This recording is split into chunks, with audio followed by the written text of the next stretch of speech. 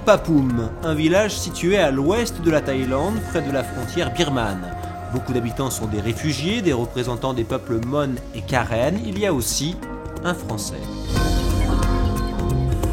François est depuis longtemps amoureux de l'Asie. Marié à une Philippine, il vit ici depuis 2 ans. Entouré de ses 4 enfants, il a ouvert des chambres d'hôtes. Le voyageur peut dormir, mais surtout découvrir.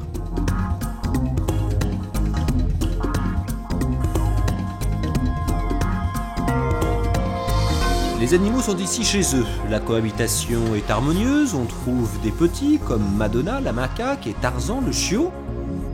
Il y a également des plus gros, voire des énormes. Depuis tout jeune, François est fasciné par les éléphants. Pour eux, ce chauffeur de taxi a changé de vie. Il y a eu un déclencheur. C'est un livre qui est malheureusement épuisé maintenant, un livre de Mark Sand qui s'appelle « Voyage sur mon éléphant ». C'est l'histoire d'un bonhomme qui achète un éléphant au sud de l'Inde et qui traverse toute l'Inde sur son éléphant. Ça m'a fait rêver pendant des mois et des années, jusqu'au jour où j'ai dit bon ben on va le faire. Et puis voilà, c'est à peu près comme ça que ça s'est passé. On m'a pris pour un fou, mais maintenant les gens ils disent t'as de la chance. Donc je sais pas.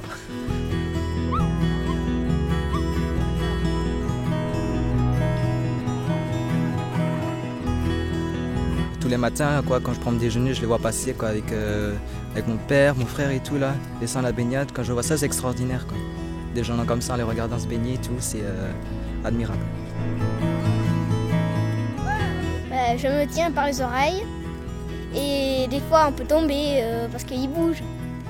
Mais à part ça, on s'amuse. C'était bien. Un grand moment. C'est le quotidien pour nous, hein. On fait ça tous les jours, c'est extraordinaire. Et là en plus, oui, seul avec les enfants, les éléphants qu'on aime par-dessus tout, ils sortent de la baignade, ils sont dans de bonnes conditions parce qu'ils ont besoin d'hydrater leur peau, donc ils l'ont fait en jouant. Donc tout le monde était heureux, les enfants, le papa, les éléphants, les maouts, tout le monde est content, c'est le bonheur parfait, quoi. C'est pas dangereux de se baigner avec un éléphant? Non, dans la mesure où les éléphants sont très très conscients de ce qu'ils font. Ce sont des éléphants domestiques qui sont très habitués à nous. Quand on tombe, ils savent où on est, ils arrêtent de bouger en général. Quand on est entre deux, ils nous sentent bien. Non, il n'y a pas de risque majeur. Les éléphants sont sous étroite surveillance 24 heures sur 24. 2 maouts, c'est le nom que l'on donne aux guides, aux soigneurs, vivent avec la famille. Les pachydermes leur appartiennent, ils s'en occupent depuis tout bébé. François loue en fait les services de Tip et de Chan. C'est absolument indispensable. Pour chaque éléphant, il faut une personne qui s'en occupe à temps complet.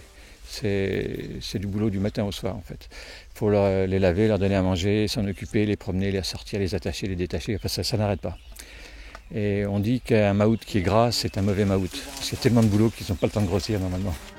Après la baignade, petite balade et sieste à l'ombre. François dispose de 3 hectares de terrain. Ceci est dans la belle vie, il n'y a pas de problème. De toute manière, les éléphants, maintenant, leur seule chance, c'est le tourisme, pas en Thaïlande en tout cas, puisque le déboisement est très très très réglementé. Et puis ça le sort d'une vie d'esclavage, parce que le travail dans les forêts, c'est extrêmement pénible. Ils tirent des lourdes charges toute la journée, enfin plusieurs heures par jour. Là, ils se contentent de faire les clowns quand ils sont jeunes, les promenades quand ils sont un peu plus vieux. Tout va bien en fait pour eux là.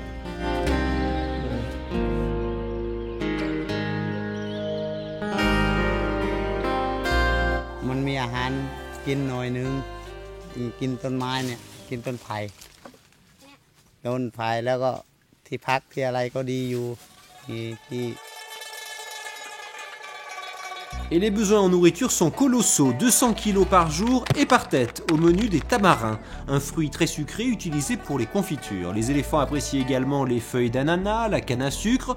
Ils sont bichonnés, mais certains visiteurs voient d'un mauvais œil l'utilisation de chêne et du dako, ce crochet dont ne se séparent jamais les maouts. Cet outil-là, il peut faire peur. En fait, on s'en sert très très peu, simplement dans des situations vraiment délicates. C'est un petit peu comme la cravache du cheval, c'est comparable. C'est-à-dire que quand on s'approche de l'éléphant et qu'on a ça, il est plus docile. C'est très important de pouvoir dominer en toutes circonstances l'éléphant, parce que par exemple quand on traverse une route, s'il se met à courir une voiture, c'est une catastrophe garantie, quoi. La chaîne, C'est la même chose. On est obligé de les attacher la nuit parce que sinon ils iraient dévaster les bananeraies voisines, etc. On leur donne des grandes chaînes qui font, je sais pas, 20 ou 30 mètres de long. Donc ils passent toute la nuit à manger tous les alentours. Et puis ça se passe très bien, ça ne les dérange pas du tout. Sinon ils ne se laisseraient pas attacher comme ils le font. Ils sont très dociles à ce niveau-là.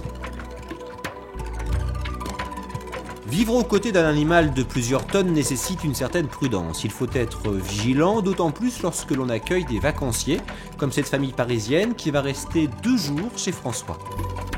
Voilà. Alors je vous présente Daluang, c'est ma future fiancée en fait. Pour s'arrêter, c'est aussi important que de s'avancer. On dit how. Voilà, il s'arrête. À droite, à gauche, ça c'est pas très grave, on le trouvera tout seul. Et pour reculer, toi. Alors on va faire monter la maman en premier. Ouais. Ok. Mais, alors regarde bien comment il faut faire. Tu vois, et la jambe, on s'en sert comme d'un escalier. Le pied gauche, le pied droit, et après ça monte tout seul, en se tenant à la chaîne. On t'aidera un petit peu. Vas-y, vas-y. Envoie ta jambe le plus haut possible. Voilà, comme ça c'est bien. Mais, passe ta jambe de l'autre côté. Vas-y, passe ta jambe de l'autre côté. Voilà.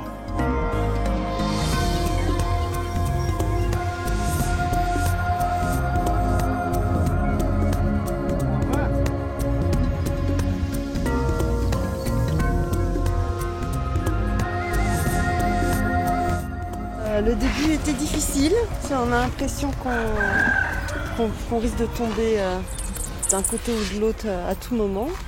Et puis en fait non, là après la baignade c'est quand même plus... Je me sens plus à l'aise et c'est plutôt agréable.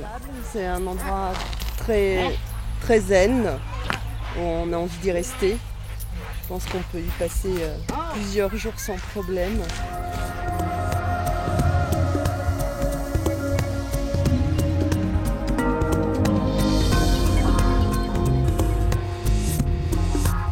L'éléphant a un rythme qui est tellement différent d'une autre que quand on est stressé, mal dans sa peau, tout ça, on se retrouve avec l'éléphant, on oublie tout, vraiment tout, quoi.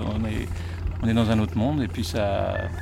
J'ai vu des gens se retourner, rentrer, arriver ici complètement, vraiment coincés, tout juste ils n'avaient pas la cravate et l'attaché-caisse à la main, et puis sortir de la baignade avec le sourire en racontant des bêtises et tout, c'est impressionnant.